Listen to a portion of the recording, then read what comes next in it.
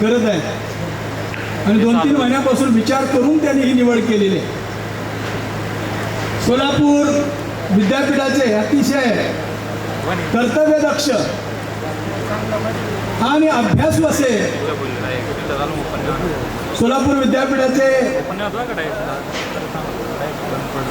कुलगुरू आदरणीय डॉक्टर प्रकाशजी महानवर यांना या ठिकाणी संमेलन अध्यक्ष म्हणून निवडलं. आणि या महाराष्ट्रामध्ये आता सध्या आपल्या सर्व धनगर समाजाचं लक्ष ज्यांच्याकडे लागलेलं आहे की खरं म्हणजे हा मुलगा काहीतरी करेल आणि समाजाला काहीतरी चांगल्या पद्धतीची वाटचाल निश्चितपणे पुढे भविष्यामध्ये घडवून देईल असं ज्यांच्याविषयी बोललं जात आहे. आणि आत्ताच खरं म्हणजे आपल्या समाजातील एक थोर विचारवंत यांनी जे मांडलं ते खरं आहे